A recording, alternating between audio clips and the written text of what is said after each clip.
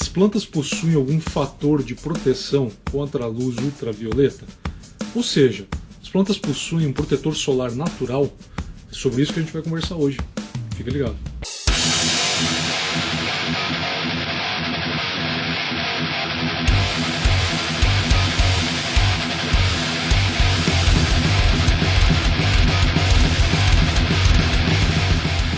Se as plantas possuem um fator de proteção natural, como é que eu poderia explorar isso, por exemplo, na sobrevivência, nas atividades que eu desenvolvo aí no meio do mato, né? Isso começou a me chamar a atenção depois que eu li algumas coisas para entender por que algumas plantas possuem uma pigmentação exatamente, né, com esse padrão aqui, com vermelho, né? Eu queria entender por que na natureza a gente encontra plantas com esse fator aqui, né? E por que eu tenho plantas que não possuem esse fator, né? Essa pigmentação é um protetor solar natural que certas plantas, a maioria das plantas com essa tonalidade possui, para se proteger dos raios ultravioletas. Veja, apesar das plantas necessitarem da luz solar para fazer a fotossíntese, se isso for em excesso, né, ou muito nocivo, como é o caso da radiação UV, a famosa ultravioleta, isso também vai danificar as células, né? Então veja, ela precisa da luz para fazer a fotossíntese, mas se for em excesso, se tiver muita incidência de raios ultravioletas, isso vai danificar, né, o processo em si, né, vai degradar certas células aqui das plantas. Então o fator de proteção natural é essa pigmentação aqui. A gente chama isso aqui de antocianina. Mas o que isso tem a ver com as minhas atividades no meio do mato? Eu percebi que quando eu estava em florestas muito densas, né, com uma cobertura, uma copa de árvores, né, muito adensada, por exemplo, recarregar os dispositivos como o celular, a própria câmera, né, que está me filmando agora, era um problema, porque eu utilizo muito a ideia do carregador solar. A gente começou a ter power bank e acessórios, né, para carregar a carga da bateria dos dispositivos há pouco tempo. Então eu sempre utilizei muito esse tipo de dispositivo. Esse aqui é um carregador solar da Kodak, ele é pequenininho, está comigo há bastante tempo, sempre foi muito eficiente. Já viajei para locais muito distantes, muito remotos, né, como Peru, Trilha Salcantay no Peru, e esse dispositivo aqui me ajudou demais. O detalhe é o seguinte, eu comecei a perceber, depois de estudar um pouquinho, né, sobre a antocianina e o porquê dessas plantas terem a pigmentação, que aonde eu encontrar no meio do mato uma planta com essa pigmentação, significa, em muitos casos, que esse local ele tem uma incidência muito maior de radiação ultravioleta, né? Aquela que você não consegue captar visualmente. Eu tenho muita radiação solar incidindo naquele ponto, por isso que as plantas daquele local, principalmente samambaias, é um ótimo exemplo a samambaia, né? Como um videozinho que a gente vai ver já na sequência, eu tenho a pigmentação acontecendo ali nessa planta, nesse local, porque eu tenho uma incidência muito grande ali. Muito bem, testando novamente aqui a Titan, nesse ambiente maravilhoso aqui que tanto me agrada. Curiosidades aqui, ó, da selva. Aqui a gente tem uma samambaia aqui com antocianina na folha. Toda vez que você encontrar uma planta com uma folhagem vermelha dessa aqui, ó, isso aqui se chama antocianina, tá? A planta desenvolve isso aqui como uma proteção, né, ao índice de raios ultravioleta, principalmente quando ela é nova, ela desenvolve essa cor.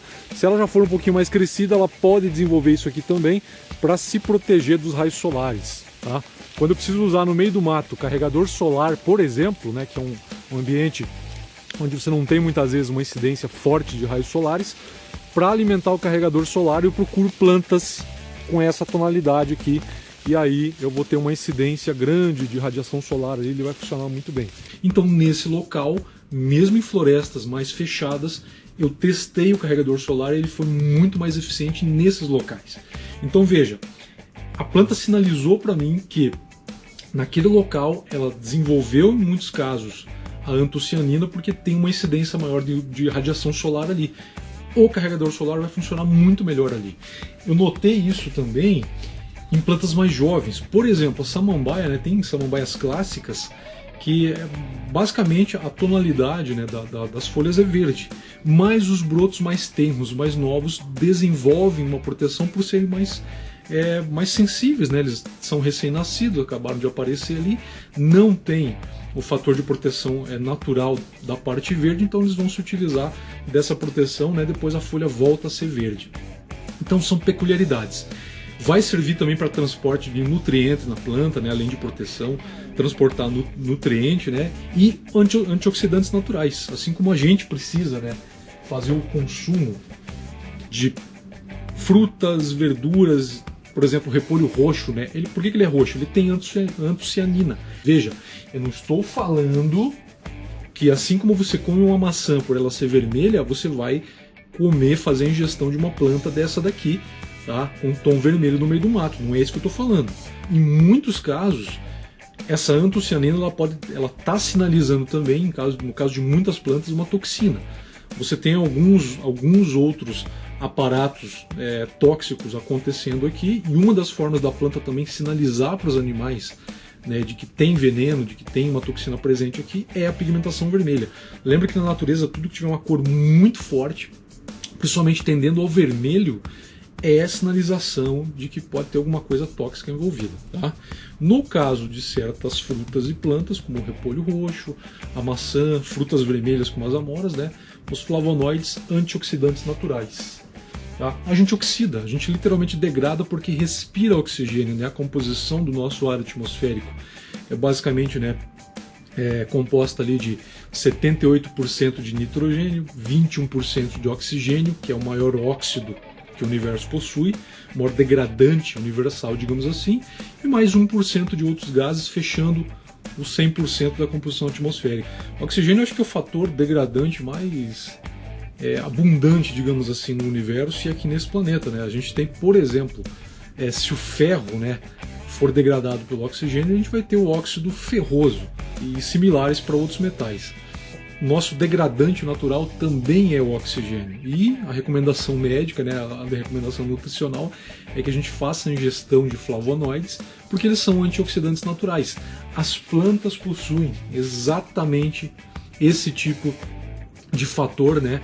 Isso dá pigmentação, gera uma série de sinais para alguns animais, né, sinais de alerta, como por exemplo toxina, cuidado, alguma coisa nesse sentido. Você tem plantas que utilizam esse fator para sinalizar, inclusive, toxinas. E no caso das plantas, você vai ter diversas configurações aqui, muitas delas com antocianina. E isso pode ser usado, então, para captar a luz solar aí, para ter fazer a leitura de que naquele local, né, aquela determinada planta naquele local ali, eu tenho uma incidência maior de raio solar ali. Então, se eu montar o meu abrigo ali, vai estar recebendo mais sol naquele ponto. Se eu utilizar o meu carregador solar naquele ponto, ele vai ter mais eficiência, como eu expliquei. Ok? Vamos que vamos, pessoal. Espero que vocês tenham gostado desse videozeco. Fica à vontade aí para comentar, para deixar o teu like, para deixar a tua crítica. A gente está aqui para somar, para aprender todos juntos, tá bom? Forte abraço, ativa as notificações aí e vamos que vamos. Valeu!